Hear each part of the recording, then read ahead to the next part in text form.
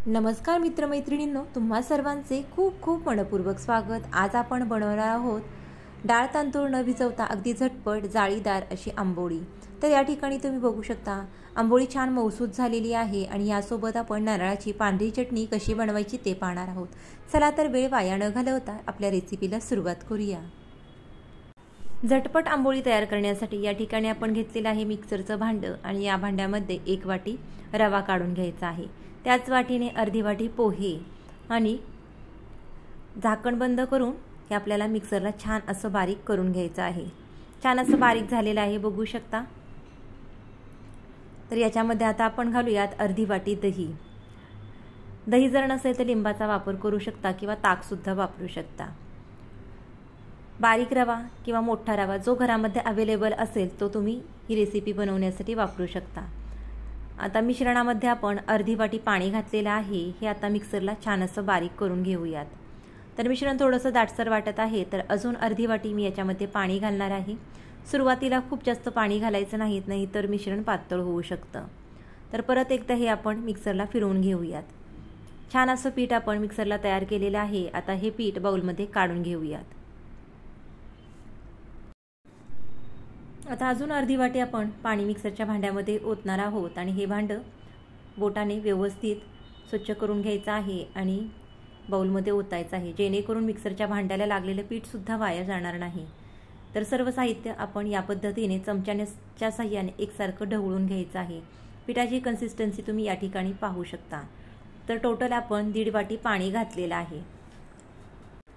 पिठावरती झाकण ठेवून 5 मिनिटं ही पीठ आपण साईडला ठेवूयात। तोपर्यंत आपण नारळाची पांढरी चटणी कशी बनवायची ते पाहूया। त्यासाठी मिक्सरच्या भांड्यामध्ये आपण अर्धी वाटी ओल्या नारळाचे काप काढून घेतलेले आहेत। सोबतच आपण 2 हिरव्या मिरच्या, पाव वाटी भाजकं डाळ आणि 1 चमचा दही घातलेला आहे। पाव चमचा जिरे घालूयात। अर्धा चमचा मीठ आणि अर्धा चमचा साखर घालायची आहे। थोडंसं पाणी घालूया आणि छान अशी याची चटणी मिक्सरला बारीक करायची आहे। बारीक करताना गरज वाटेल तसं थोडं पाणी घालून याची चटणी आपण तयार करायची आहे। दही नसेल तर लिंबू किंवा ताकाचा वापर करू शकता। तर छान अशी चटणी मिक्सरला आपण बारीक करून घेतलेली आहे। ही आता एका छोट्या बाउलमध्ये आपण काढून घेतलेली आहे। गरजेनुसार चटणी तुम्ही घट्ट पातळ बनवू शकता। आता चटणीची चव वाढवण्यासाठी याच्यावरती आपण एक तडका घालणार आहोत। तर छोटे 2 चमचे आपण तडका पॅनमध्ये तेल गरम करून घेतलेलं आहे। त्याच्यामध्ये पाव चमचा मोहरी घातलेली आहे। 6 ते 7 कढीपत्त्याची पाने आणि 1 हिरवी मिरची घालूयात आणि छान अशी ही गरमागरम फोडणी आपल्याला चटणीवरती ओतायची आहे। चटणीची चव वाढवण्यासाठी या ठिकाणी आपण थोडासा हिंग घातलेला आहे।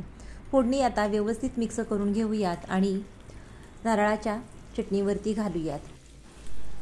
चटणीवरती फोडणी घालणं ऑप्शनल आहे, नको असेल तर स्किप करू शकता, प्लेन चटणी सुद्धा बनवू शकता। तर ही गरमागरम फोडणी आता आपण चटणीवरती घालूयात, यामुळे चटणीची अजून जास्त चव वाढेल। ही चटणी अगदी तुम्ही साऊथ इंडियन गाड्यावरती डोसा खाताना जशी पांढरी चटणी नारळाची मिळते त्या पद्धतीचीच तयार होते। तर या पद्धतीने तुम्ही एकदा झटपट अशी नारळाची चटणी बनवून पहा। मिक्स करून घेऊयात। परफेक्ट अशी या ठिकाणी आपली ओल्या नारळाची पांढरी चटणी तयार झालेली आहे। चटणी तयार करेपर्यंत या ठिकाणी आंबोळीचं पीठ सुद्धा छान रेस्ट झालेलं आहे। तर कन्सिस्टन्सी याची परत एकदा पाहायची आहे। तर परफेक्ट आहे, याच्यामध्ये आपल्याला एक्स्ट्रा पाणी घालण्याची आवश्यकता नाही। पीठ जर जास्त दाटसर वाटत असेल तरच याच्यामध्ये पाणी घालायचं आहे। आता याच्यामध्ये आपण चवीप्रमाणे मीठ घातलेलं आहे, मिक्स करून घेऊयात। आंबोळीला छान अशी जाळी पडण्यासाठी या ठिकाणी लेमन फ्लेवरचा इनो फ्रूट सॉल्ट मी वापरत आहे। जर इनो घरामध्ये नसेल तर तुम्ही या ठिकाणी खाण्याचा सोडा सुद्धा वापरू शकता। तर छोटं पाकिट घातलेलं आहे।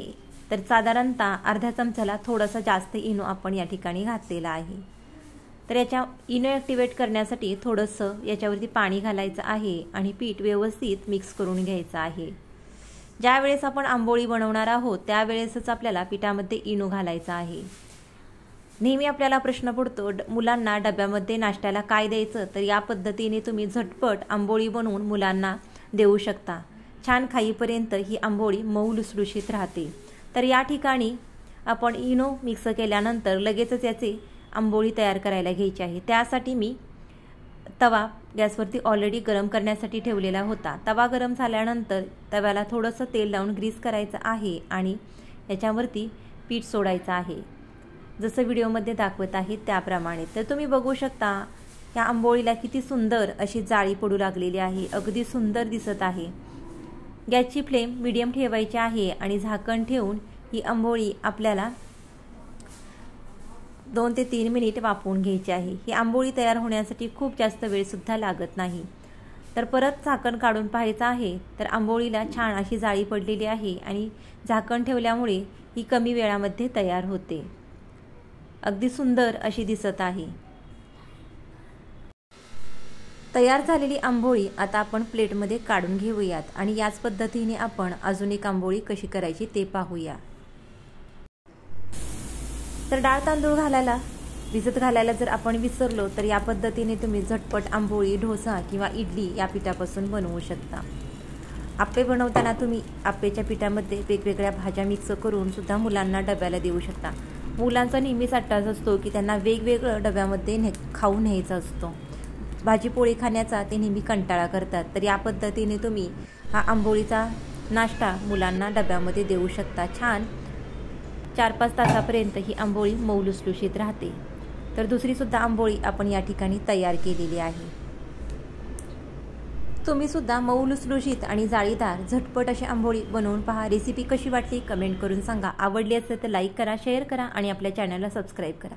आज वेळात वेळ काढून तुम्ही रेसिपी पाहिली त्यासाठी खूप खूप धन्यवाद। लवकरच भेटूया छान साध्या सोप्या आणि स्वादिष्ट रेसिपीचं। तोपर्यंत स्वस्त राहा, मस्त राहा, आनंदी राहा, असे छान छान पदार्थ खात राहा।